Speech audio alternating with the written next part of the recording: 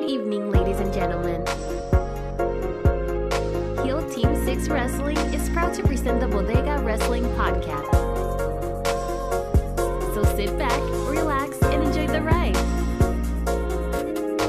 In 5, 4, 3, 2, 1.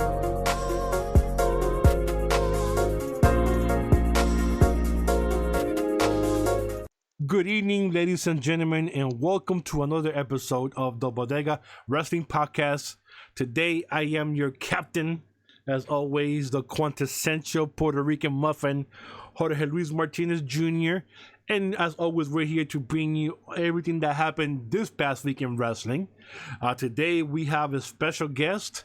I don't know how he's friends with the other guest that we have from Florida, the hater himself, Chef, but hopefully he's not as bad as he is.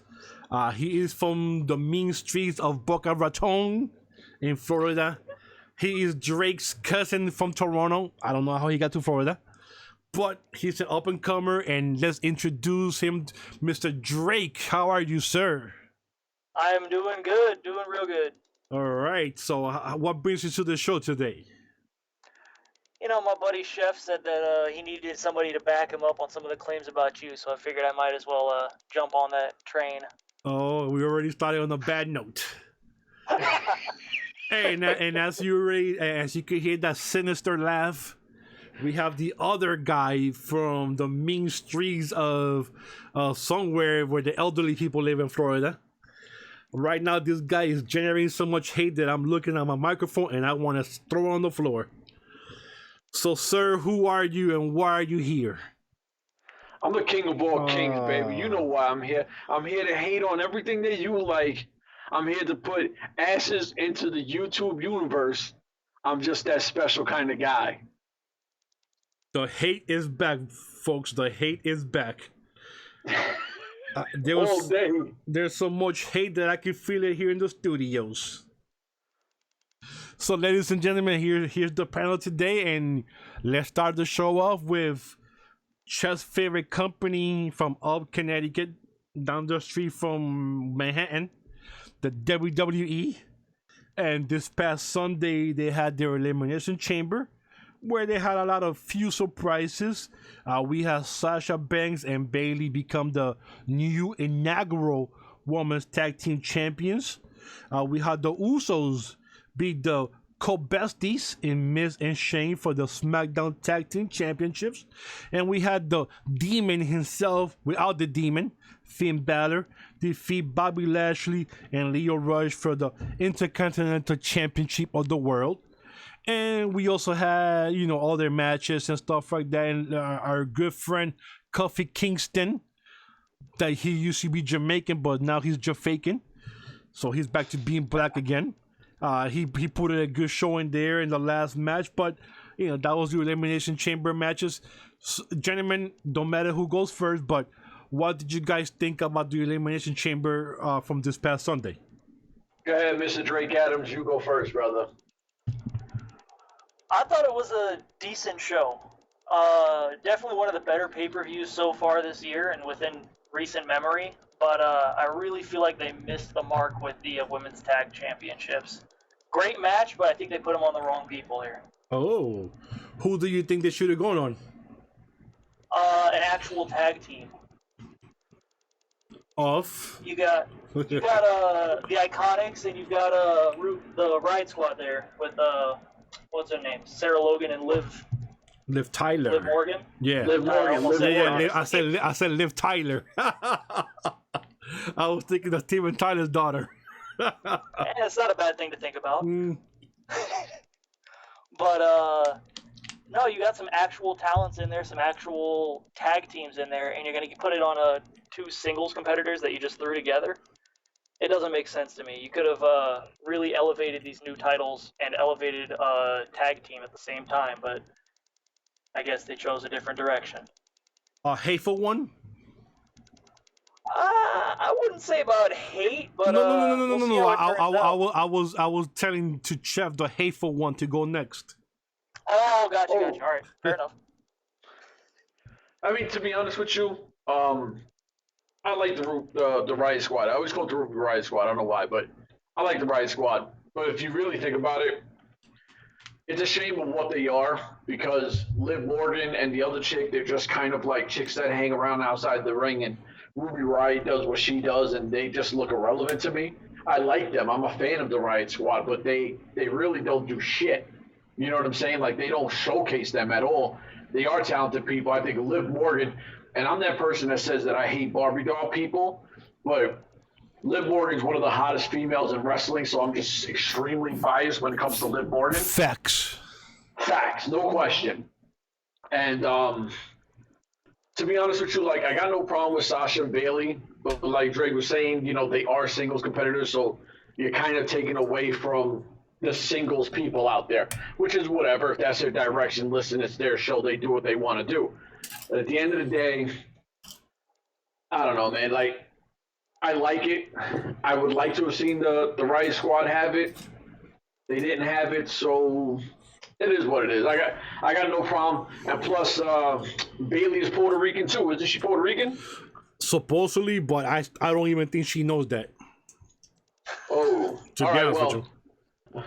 Hey, well, fuck my life, because I was about to say something and forget that point of view. So next. Well, I wanted to ask Drake because he mentioned about the two singles, Banks and Bailey. Don't you think that they deserve it because they've been there longer as singles competitors, but you always see them teaming together, fighting each other, being best friends, hating each other, and then putting them back to how they are now? Maybe for now, just to kind of give them a name to the titles, and then later on take them up for them. I don't think so, because, you know, they're both already over with the crowd. They're super babyface. It's hard to, you know, say, okay, we've got two singles competitors who are already way over and, you know, should be in just the women's championship contention, but we're just going to throw them together. It seemed kind of, you know, just, all right, let's just do this and see what happens. It didn't seem like it was well thought out to me. Did you guys think of maybe Tamina and Nia Jax getting the titles first? No. I mean, I'm not a fan of either of those girls. You know, like, I don't know, like with Nia Jax, she just doesn't come off as the powerful chick that I think that they're trying to make her like. Like, she doesn't feel like that real big physical dominant female. You know what I mean? Like, they should book her kind of like a Bobby Lashley, where she's just running through people, spine bustering people, and it's not really her style. Like, I don't know, man. I don't know what I'm missing about Nia. I just think that she's just not, her character isn't as good. And to be honest with you, like, when you think of her, what do you think of her botches? You know what I'm saying? Like, I don't know. Now, anything else from the show that jumps out at you that you guys were surprised, liked, or didn't like? Yeah, Drake, I'll go last on these. I mean, I liked that Finn's finally got a strap again. You know, he deserves it. But the show was just all around good. You know, the huge push for Kofi in the chamber, for the men's chamber, was awesome. But there's nothing, it was just an altogether good show. There really wasn't a lot that just jumped out as amazing. You know, I'm going to be honest. I'm not a Finn Balor fan. Huge ICW guy. He wrestled there. Still not a fan. I feel like Lashley just got the title and you quickly took it off of him. So I was like, man, I'm not really feeling that at all. I'm a Lashley guy. I like Lashley from his Impact days. You know, like, I'm not trying to be a homer, but I'm a Lashley fan. So taking it off of him, whatever. I don't get Leo Rush there. He is a talented guy, but whatever. I thought the match was good. The Usos, what the fuck ever. You know, like, not a big fan of those guys neither.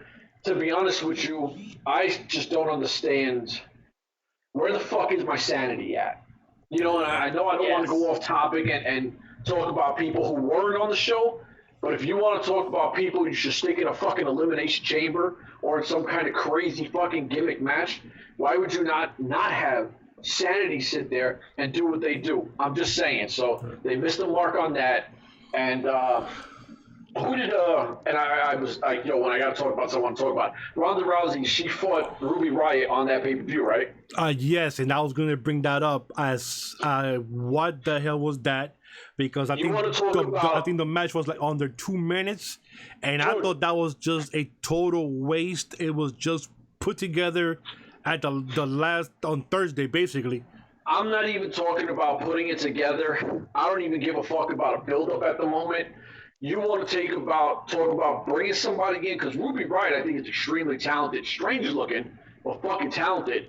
But you want to talk about straight throwing her in the shitter and devaluing her in seconds? That's what the fuck just happened. Right. You took a chick who runs a group, and you fucking took their head person, you cut her head off in seconds. Literally threw fucking Ruby Riott and like her value, she has no value now after what Ronda Rousey just did to her. Wow, something. I think this is the first time we actually agree on something, because I feel the same way. You took the leader of one crew and just cut her head off like the snake of the head, and she's the leader. How we're supposed to look at her the same way now when you just got devoured in less than 2 minutes? You can't. They literally this is the problem I have with WWE at times, is they'll do silly shit like this and they'll think that the fucking wrestling community is a bunch of fucking idiots. Where, we could do this, get away with it, and nobody will give a shit. No, you dumb fucks. We're not fucking, all right, they're all marks and fanboys, but over here, we're intelligent motherfuckers. Well, we'll sit here, look at something and go, holy shit, that was stupid. One of the stupidest things I've seen all year is what they did to Ruby Riott. My fault, Drake. Go ahead, do what you want to do. I mean, I agree with you guys both. They definitely just ruined the Riot Squad as a whole, that entire pay-per-view. But for you to say that wrestling fans aren't stupid is kind of a stretch, because, I mean, I'm sure we're going to get to the Raw and SmackDown after in a little bit. Yes. Watch the crowd reactions to anything. All they're there for are names. They're not there for the action. Okay. All right, so that was the Elimination Chamber. Now we move on to Monday and Tuesday. Triple H came out. Trips, we like to call him in the industry, behind closed doors. And he said there was going to be more changes, and he announced there's going to be some more new blood to the show, in which Ricochet, Tommaso Ciampa, Johnny Gargano, and Aleister Black all debuted on Raw, and all of them wrestled Monday and Tuesday. What do you guys think about those 4 guys being brought up just like that? Go ahead, Mr. Drake Adams. You take the floor. Don't like it. Really don't like it. They're huge in NXT, but NXT doesn't have a big enough following on the main roster yet to really get these guys over. And that's, quite evident with how Bobby Roode is right now. That he was huge in NXT, comes up to the main roster, and he's in the tag division, which is basically the death of a superstar. Oh. Wow. Tell us how you really feel. Tell us how you really feel. It's really bad when you get paired with a former tag team member whose partner is on the IR, and they just decide to throw you together. It's not looking good for Roode. I don't see him staying with the company much longer, to be honest with you. I hope not. Agreed. But, yeah, I really don't like it. I'm a huge Aleister Black fan. I really like him. I like Ciampa. They are great.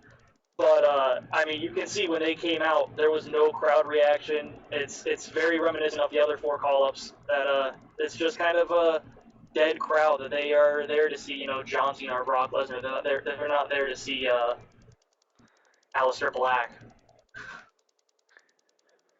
Chef? Wow. Okay. I dig what he said. I, as well, am a huge Tommy Yen fan, a.k.a. Aleister Black. I agree, though. I agree with NXT. The product itself is amazing. Their fan base is loyal. Their fan base loves these people. When they do come up, they get lost in the shuffle. This is not a secret. Look at even like Nakamura, who was huge, overseas, came over here, was killing NXT, and you see where he's at. The same thing with, the Asian guy who just left, and I don't want to say his name because we'll talk about that in a minute. But it just seems like Triple H is so smart with building NXT as a brand, showcasing talent, making them fucking amazing, and then they go up to WWE, well, SmackDown or Raw, and they're creative with Vince and who, you know, their 900 creative people staff, and they get lost in the shuffle because, you know, this guy has a fucking hard on for Brock Lesnar or whatever, and everybody, you know, has to job out to him and Cena. So it is what it is. I mean, I like Ricochet. I always say it, like, I'm not the biggest wrestling fan in the world. I don't watch 6 million promotions. You know, I watch like 4. First match I've ever seen Ricochet in, he was in ICW with Louis Gervin, killed it. Then I seen him in Lucha Underground, killed it. Then he came here, killed it. What is he going to do in the main roster? I don't fucking know, but I can see him getting shifted to 205. You know what I'm saying? Like, they need some kind of star power. He's the guy, but that devalues him. I like the call-ups. I like 2 of the 4. I've never been a fan of Gargano. I don't know the guy. I don't really like his work. So I'm not a fan. And if you get upset because I find you boring, oh well. I'm pretty sure there's a million people that find me boring. I don't care. Ciampa, good heel. Everybody overhypes him as this, he's the best heel I've seen in like 40 fucking years. Get the fuck out of here. Stop beating off in a corner. He's okay. You know, I don't think they're the value that people think they have. And to be honest with you, put those guys against like Seth Rollins and shit, and you're going to start seeing them get exposed quick. Now, let me ask you another question here. Since we had those 4 call-ups, what happened to EC3? He was even on the show this past week, and then there was supposed to be Lars Sullivan. Unfortunately, he had a panic attack. Nobody's seen him since. He's finished. Yeah, you got the tag teams that were with the little man Drake. I forgot their names. Heavy Machinery. I'm sorry. Yeah, what's the tag team name? Heavy Machinery. Heavy Machinery, and one of the guys just got hurt, so they got put on the block. So right now, out of the other call-ups, the only one who's left that's healthy is EC3, and he just got lost in the shuffle because of this new 4. And then we move on to Tuesday. Hold on. You can't have 2 people from the Impact Zone say the name EC3 and not let us shout him out. All right, shout him out then. I'm just saying, if you look at what they've done with EC3, he was on the show with Alexa Bliss. He beat fucking the guy who used to have pink hair. He's in the Shield. What's this guy's name? Ambrose. Dean Ambrose. But then Ambrose beat him back. Well, yeah, but it's building a feud, and obviously Ambrose has a huge following in WWE. And, you know, if you come out and you have a feud against one of the top guys, even though I don't like Dean Ambrose, that's a big step for our guy, EC3, Mr. Impact Wrestling. Just saying. My fault. Well, no, I was going to say, but then you never saw him Monday or Tuesday. And then that's because you had these guys. Yeah, exactly. So they kind of put him to the corner here. And then Tuesday, the same 4 guys came out.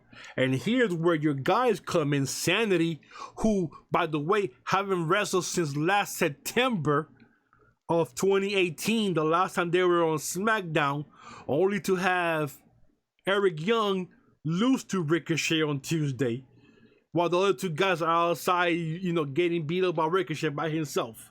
So I'm pretty sure Sanity will be the next ones asking for their releases. Drake, please go ahead, because I'm going to go on a rant. I really feel like Vince and the creative team over there doesn't know what to do with the Impact talent. You know, Joe, who is awesome, is kind of getting wasted here. You got EC3, who, if I was on creative, I would have started a feud between him and Dean, and have it end with, since we all know Dean's leaving, a I quit match, loser leaves the company, and that's how you let Dean go. I would push Sanity to the moon for the tag titles over there on SmackDown. They deserve it. They're hard workers. They're killing it. But, yeah, the creative just doesn't know what to do with talent that's already established. They're used to trying to build their own crap. And you said Rude is in the shitter, because nothing happens to Rude. Yeah.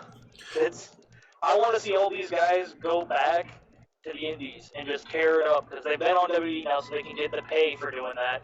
But I want to see him back in the Indies. I want to see him back on the lower shows, because Vince does not know what to do with these guys. They're just getting wasted away in the dark matches. Well, the only Impact talent that's been killing it since day one has been Styles. Yeah, but it's hard not to put Styles over when he's been established in every company he's ever been on. Yeah, Styles is the man. If you're in creative and you sign AJ Styles, you're going to have him lose to one of my personal favorites, Mike Kanellis. Yeah.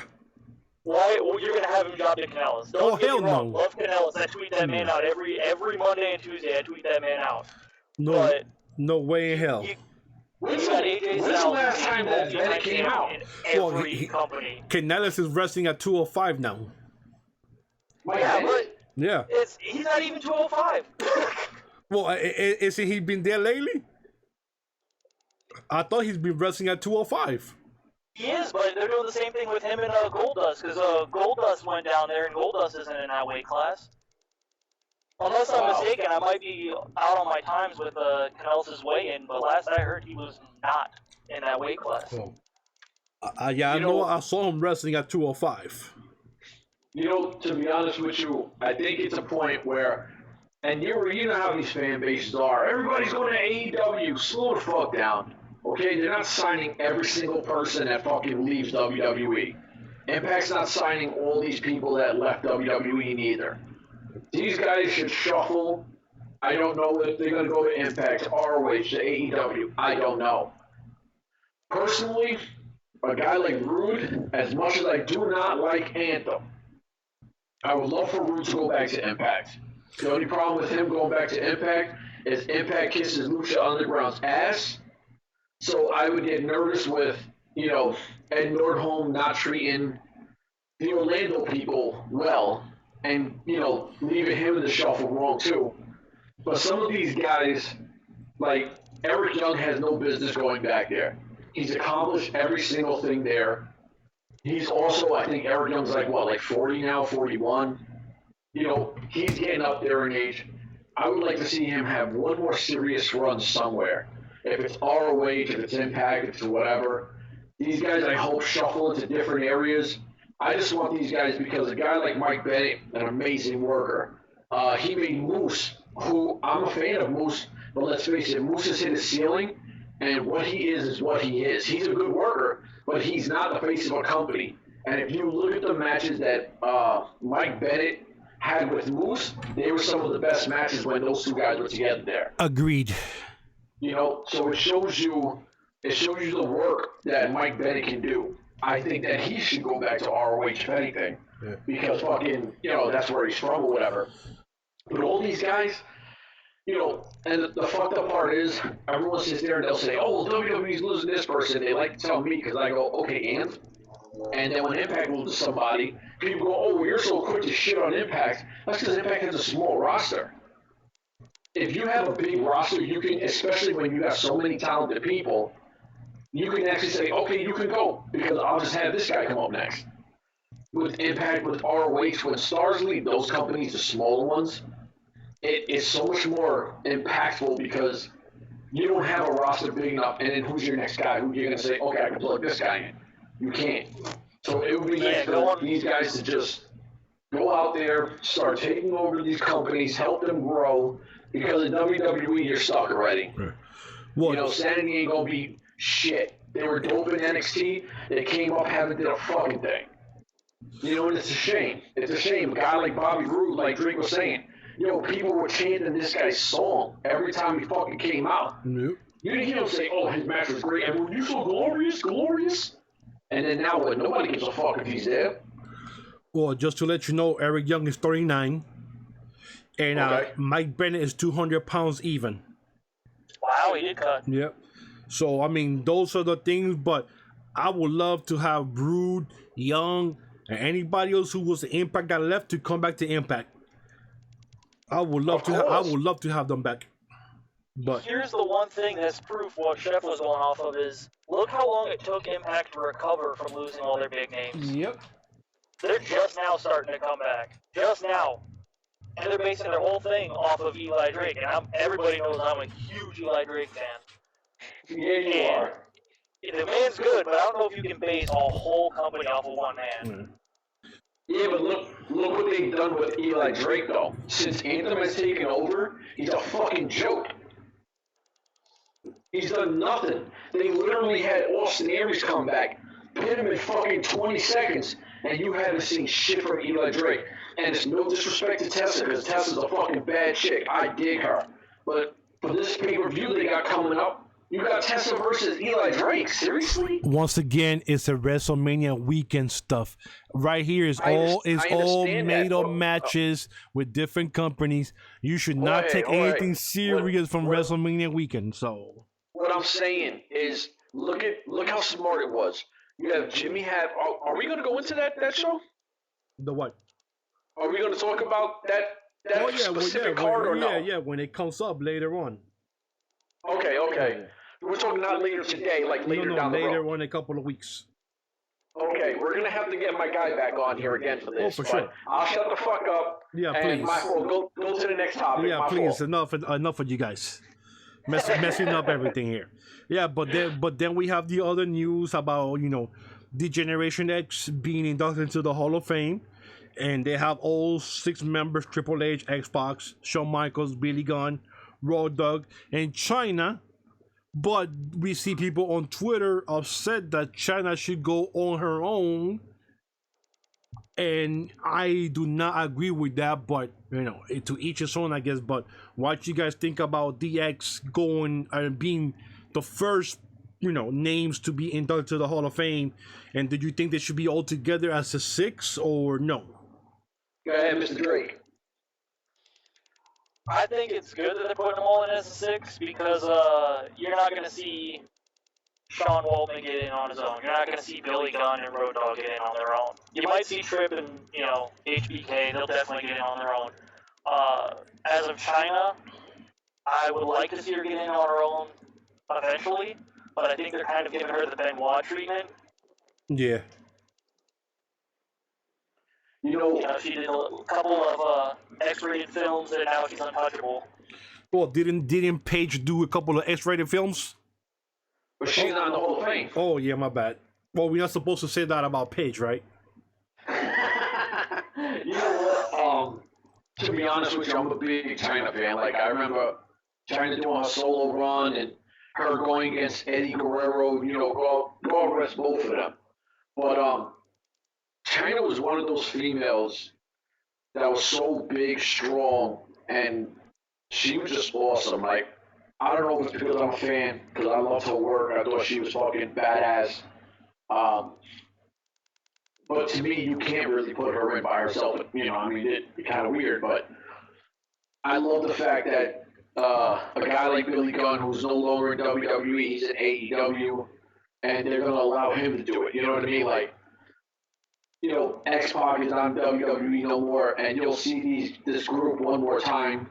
I think they should do a whole big DX thing, but I think the smart thing, while they're doing their whole little, hokey DX suck it bullshit, I think they should at least do a tribute to Chyna on a screen or something like that. Do something to showcase her by herself at the moment, even though it's just going to be videos, you know what I mean? Like, something to say, hey, like, we pay homage to you because she was a bad chick. Well, yeah, and she, she kind of lit up the whole women's division too, to what it is now. So, absolutely. That's why the whole ninth wonder of the world thing. That I believe in that. She felt like that. So, I love the whole thing. I'm not a huge DX person, but at the same time, these guys. When you think of some of the biggest factions in wrestling history, DX is always going to be named. For sure. So it's a great moment, and I think it's a great idea because they got people like fucking Snoop Dogg, who I'm a fan music-wise. They got Guy Fieri, who's a fucking chef on the Food Network. Like, what the fuck are these people in the WWE Hall of Fame for? You know what I'm saying? Like, so leave it wrestling, put them on, showcase them. DX one more time. I'm all for it. Anything you want to say? Once they do that, though, they've got to bury DX. They got to put it away. once they're in the Hall of Fame, I feel like it shouldn't come back out. Ever, yeah, that it needs to go into his grave. That's the vault. You put it in there, you cherish it, but you lock it, see it, once every so often in a memoriam video. Yeah. And then we move on to some unfortunate news. This is the releases, and we had Ty Dillinger, the Perfect 10.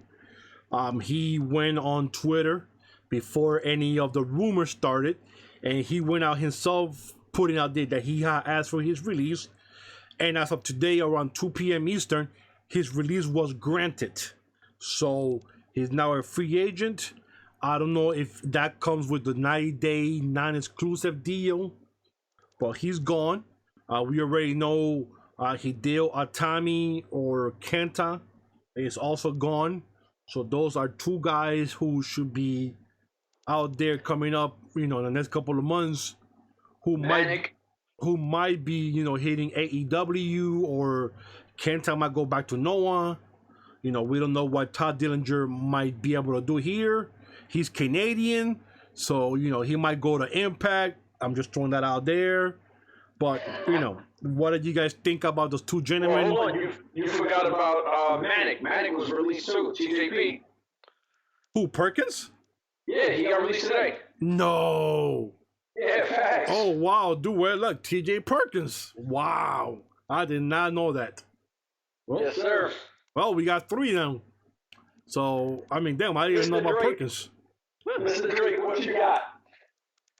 It's proof that creative doesn't know what to do. They've got 3 very established, very talented people who were super backed when they were in NXT. They were super backed when they came in from the Indies, and they hit the main roster and flop. Of course, I mean, Hideo was injury prone, so that kind of helps bury the character a little, but you got Ty Dillinger, who, I've been sporting the Dillinger hairstyle for months now. He could have been a really good talent to at least challenge for, the IC strap, put him with the secondary titles and let him work himself as a champion. But creative doesn't know what they're doing. They don't know what to do. Me personally, I don't care. For either 3? Yeah, it doesn't matter. For none of the 3 guys. Dude, I'm not a fan of the Dillinger guy. Talented. Yeah. I mean, they're all talented. Let's not call it crazy. If you're in WWE, you're talented or fucking super sexy. Yeah. Like that redheaded chick that couldn't wrestle. But truthfully, they're all talented guys. It's Eva Marie, shout out there. Eva Marie, yes. Yeah, it's all part of the business. And I don't know why, especially with a guy like TJP, when they had that Cruiserweight title, and he was just skyrocketed. Like, what the fuck happened from that point to now? It makes no sense of why he's released. It's Tommy Hideo, whatever, I don't want to chop up his name. Yeah, Kenta. Problems. Huh? Kenta. Yeah, Kenta. He has injury problems. And Ty Dillinger, maybe he just, he felt that he should be pushed more, or he deserved a shot at something else, or he wanted to be somewhere else. And Vince was like, nah, homie, your little ass staying in 205. And he's like, yo, go fuck yourself, I'm out. Unfortunately, it happens, they like Adams had mentioned, they're pretty good in independence, and then they sign their deals, and then they get buried. And then you'll see people, Vince is buying everybody to bury them. And like I always say, you cannot blame Vince. He never held a gun to your head and say, sign this contract. We're holding your family hostage until you sign the contract. They signed the contract on their own, and that's what they get. So I mean, people always blame Vince. He's buying everybody. He's buying everybody. I think Drake is upset with you. Well, no, I mean, people can't blame Vince and WWE for everything. They do not hold guns to your head. They're not holding nobody hostage. They offer you a contract, and you have a choice. You say yes or you say no. They're saying yes because they want to get that WrestleMania moment, and then when they get the WrestleMania moment, what's the first thing they do? Let me start bitching and crying and moaning so they could let me out of my contract. 2 years later, they're gone. No. You want to say Vince something? gives them a contract with money Yeah. that is better than any indie company can pay them. That's why they signed. You can look at any of AJ Styles' tweets within the past couple of months. Exactly. His contract's coming up. Exactly. He said he stays for the money. Exactly. That's why. So what am I saying differently? No, What you're saying is not Vince. It is Vince. Vince is in control of booking. But hold up. It's like you said, it's all about the money. You get a contract. So that means right there, you're going for the money. Yeah, but you gotta understand. If I sign you to a deal on a podcast, but I'm telling you what to say, how long are you going to stay with that awesome paycheck before you get If paid? you're there for more than 2 years, I guarantee that your ass, even if you have a low fucking rating, you're going to be on WWE 2K. That means more people are going to be able to see your character, even if you're a bum. You're getting more exposure because the fucking merch machine, the marketing, WWE is a marketing fucking marvel.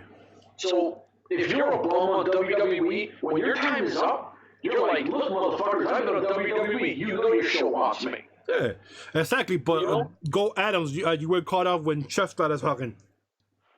No, it's a money thing, and they sign for the money, but It's at all some about point, the money. At some point, the money isn't the value of not performing.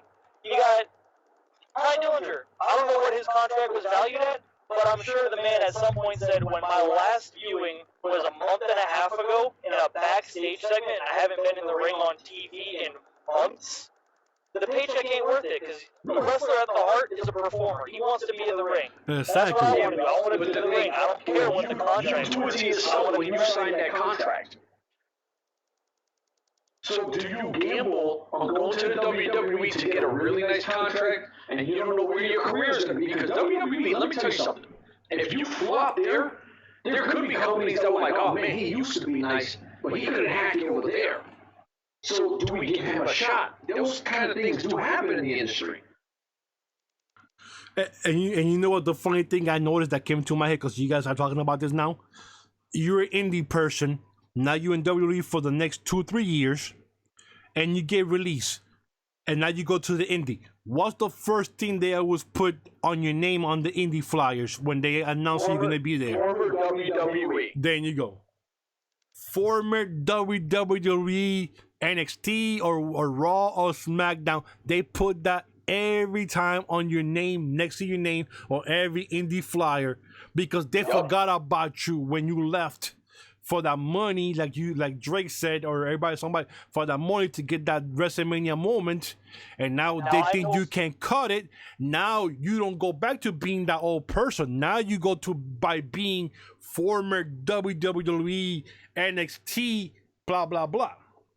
And you see that in every flyer, that every wrestler that has been WWE, that has been released, happens to that person, because they forget about you afterwards.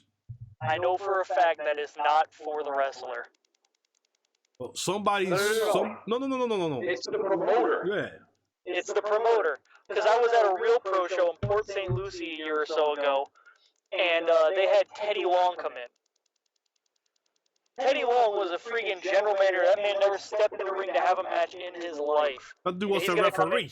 He refed one match at this Real Pro show, and they paid him up the nose for it. Dude, Teddy Long used to be a referee for NWA and WCW before he went to WWE, became a manager. Never a wrestler is what I'm saying. He was never a wrestler. He was in the ring to count 3, and then he was the general manager. Exactly, but he was a WWE performer. Period.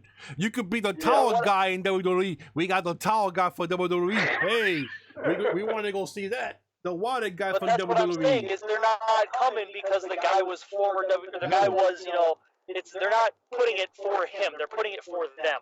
Yeah. Real Pro did that so they could get more and sell more tickets. They're not doing it for Teddy Long. Teddy Long's got a name. He can work his own name. Exactly. But for the other people that don't know who they are, because now they went from one name to a different name, WWE, now they come back to a different name. Well, I don't remember him, but you remember what he did the last 3 years. Oh, yeah, he was a former WWE performer. I remember him now. Jorge, can I brag about something? Only if it's wrestling related. It is wrestling related because we all know that I'm starting a wrestling promotion, and if you look at my wrestling card, at no point does this say former anything behind any of the former anyone's. Well, it says former hater, Chef. Former hater? Oh, okay, still hating.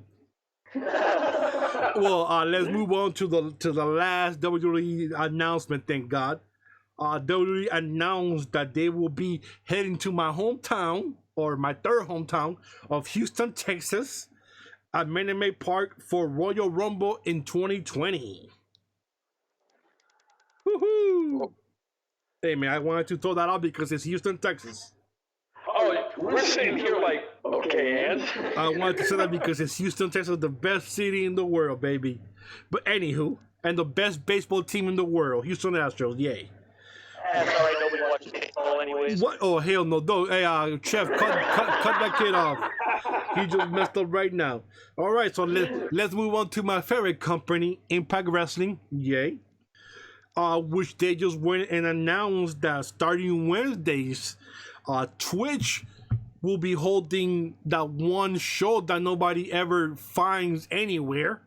Xplosion will be shown on Twitch channel, which I'm guessing now we're going to see all those matches that we never get to see anywhere else except for YouTube. And I'm hoping that this will be a gateway for the less known talent that they don't use to wrestle on this show. Okay. Now, what do you guys think about this? Let me go first on this one. I need to take this one. Please, please, just, if you're gonna hate, just keep it to a level 5 hatefulness, please. No. Because we had talked about this. It's kind of a positive, right? That's a first. It really is. That's a first. So if Anthem was smart, what you do with this is all these stupid one-night onlys that nobody gives a fuck about, all those little independents that are running their shows, make that into Xplosion. Build off of characters like that, like guys that you don't see on the main roster. Make it like a new kind of NXT, except 1 month you'll have this group, next month you'll have this group, and then you, as Anthem or whoever their creative and talent, people are who scout these people, you start grabbing, sort of like British Boot Camp, but you're going to go through state. Every place you are, you start grabbing, two here, and then you just build your little group of independent wrestlers. So you'll make your version of NXT. You have 2 shows now. You have your Impact Wrestling on Pursuit, which nobody will watch, and then you'll have your version of NXT. So you'll have all these independent guys that can grow, and then you can start bringing them up. And Impact's not big, so these guys won't fall in the shuffle of what do we do with them, because they'll start having their fan base. And like I said, you just keep moving from city to city wherever Impact is. Like they're in Vegas now, start there. When they go back to Windsor, start there. Use BCW. Impact for some reason likes to brag that they have all these partnerships, and you don't see nobody from it. You don't see none of the partnerships happen. You see no crossovers or tag teams come in and advance their tag teams. Make this your NXT. Build this the right way. My fault if I talk too long. Go ahead, Mr. Drake Adams. Nah, I never thought of that, but that's a pretty good idea. Is do an Impact version of NXT with Xplosion. But my whole thought process on them going to Twitch is only proof that they're still kind of suffering and still floundering in the mess. They can't get a TV deal for Xplosion. And that they had to... Bro, they can't get a fucking TV deal for their main show. What was that, Drake? That's what I'm saying. It's getting rough for their show. Yeah. It's getting rough for their show. They can't catch a TV deal for anything. What? And they're kind of going the way of the independents on just kind of live streaming it online, which isn't necessarily a bad thing, but it shows compared to the past that they are definitely in a hard spot right now. And let me jump on this here and save Impact from you haters. But I was gonna say a couple of years ago when WWE was doing the stupid weekend shows like Heat and stuff like that, they had Steven Regal come out and he became the GM of all the shows. And you kind of going, okay, why this happened? And then he started, with one title. You put a TV title there and you start building people up. You have like a GM, you have a different total announced table with two different people and make females announced table. And you build on that. And the thing is, unfortunately, with all the messed up talent from Dixie Carter to Jeff Jarrett to the Billy Corgan fiasco to now Anthem. Hold up. I'm not. Let me finish. Let me finish, because I'm going to give you props to what you're saying. I'm gonna put it all together. For all the Dixie Carter, Billy Corgan, Anthem, all that stuff, they lost a lot of credibility going backwards. And like you said, they're stuck in the mud. And like Chef said, nobody wants to touch them. But what the difference is now, you have Raw with Vince and the Big Pockets. You have AEW with the Cam family, $100 million. And then there's everybody else. You need someone that has a vision with big pockets to take over Impact. Once you put big pockets into an Impact show, things will change. But like you mentioned, they just been floundering backwards and backwards and backwards to the points that no TV channel is going to give them a deal, except for Twitch, where they're stuck now at 10 o'clock at nighttime, and they're dying because nobody's watching it because they can't stay up on a Friday night, 10 o'clock to watch a show. But if they have somebody that has pockets with a vision, they could get their stuff back together. But in the meantime, it's going to be a humongous indie show going forward, hitting cities. It looks like ROH now, where ROH does one city, tapings for a month, and they go from there. But the thing with ROH, they have Sinclair with 191 different stations to syndicate their show. So they don't need a TV deal. So Mr. Drake, go ahead, brother, because I got something after that. Here we go. He's over here saying that they need pockets and vision. They had Corgan. Corgan had both.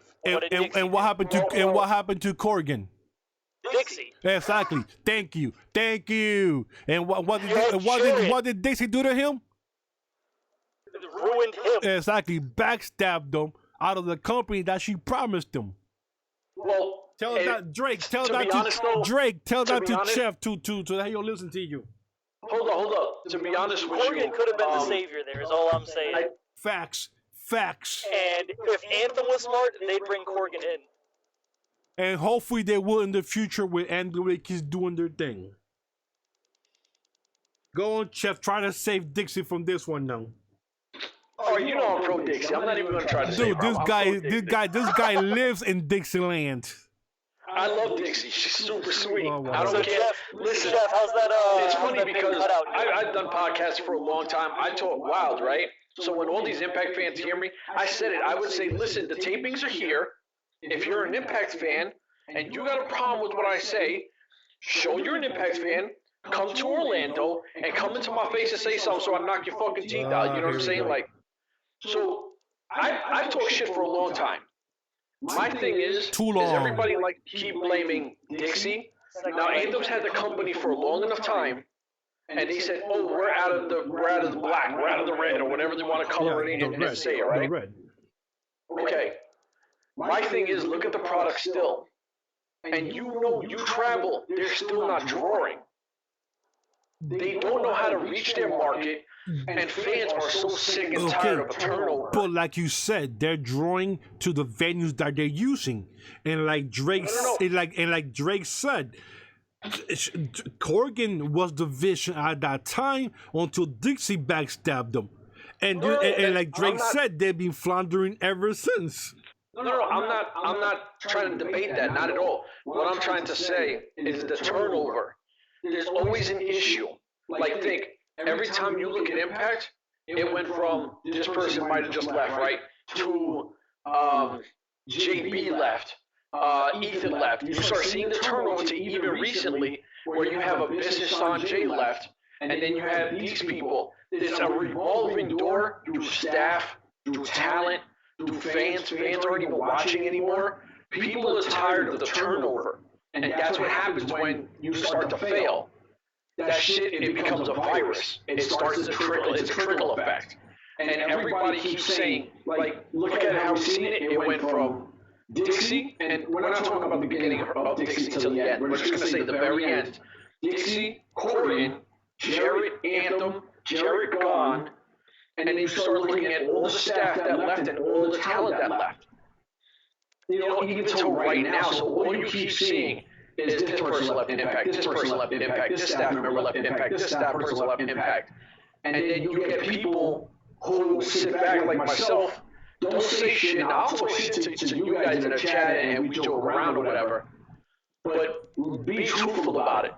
Anthem? We are. You just can't handle the truth, Chef. You just can't handle the truth. No, I can. And the crazy part is, Anthem lies. They're professional fucking liars. Here we go. Okay?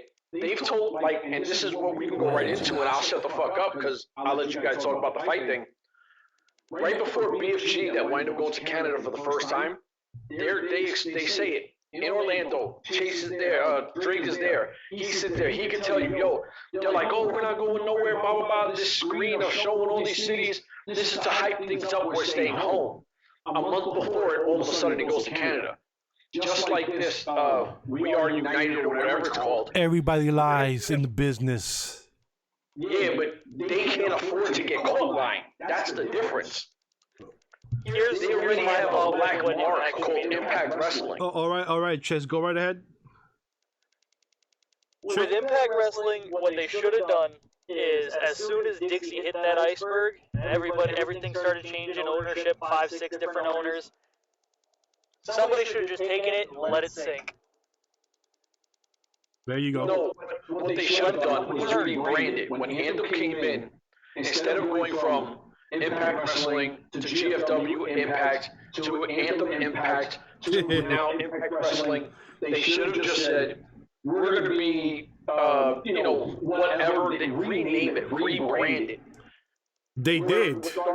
Yeah, that's what I think they should have done. Instead of this back and forth flip-flopping and everything else, rebranded from the start. We're taking over. This is no longer Impact Wrestling TNA. This is blah, blah, blah. Let's start now. New titles, new direction.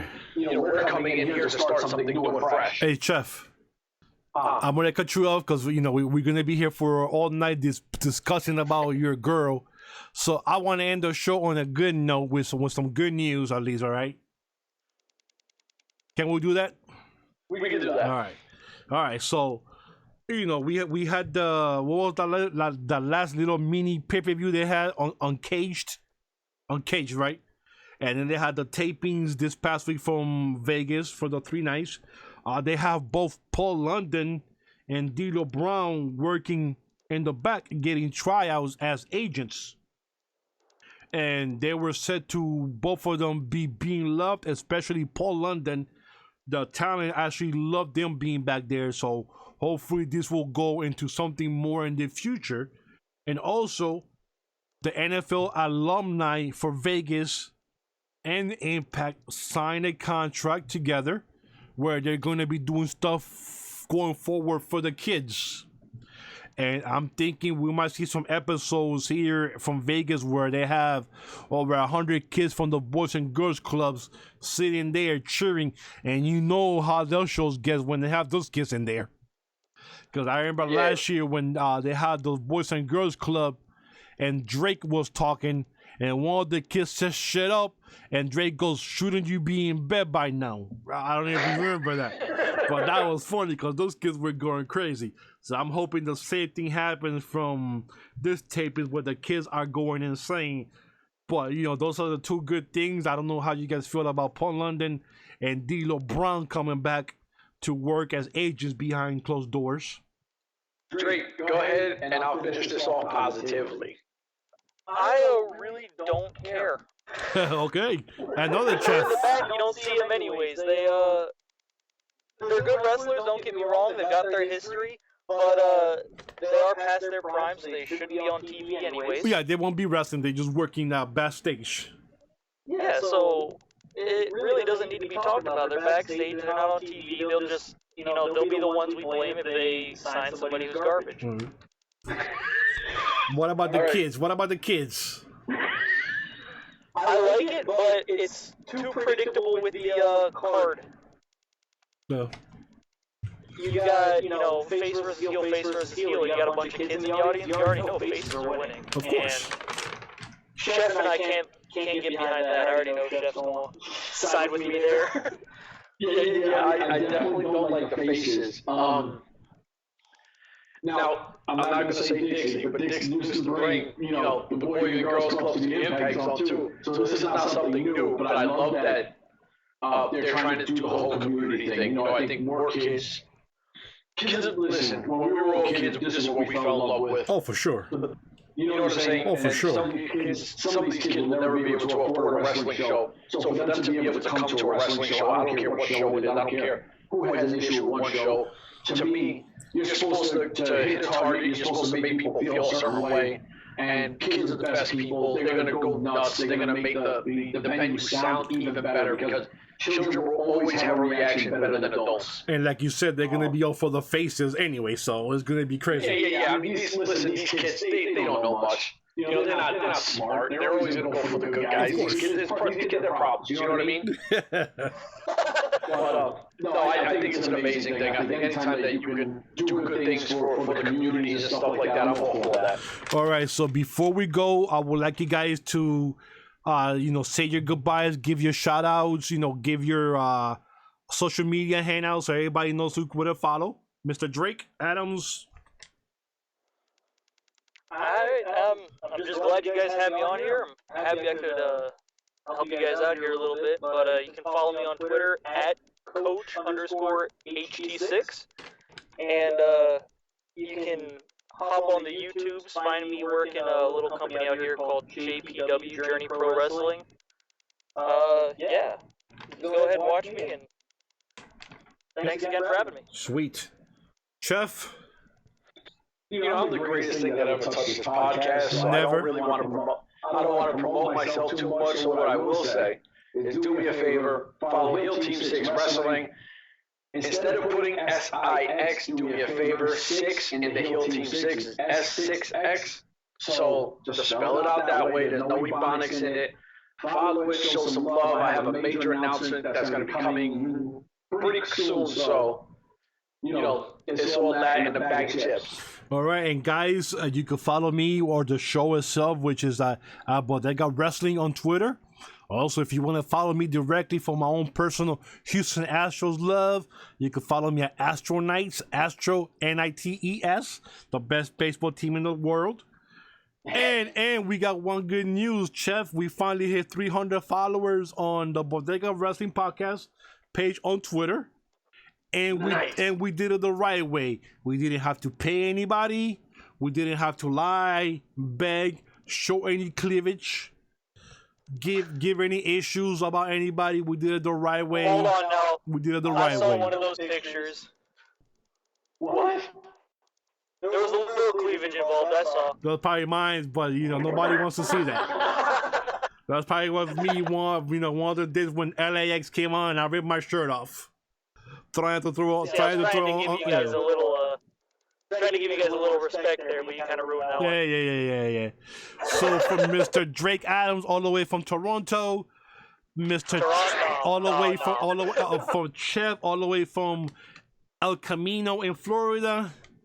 This is your boy, the quintessential Puerto Rican muffin in Rochester, New York.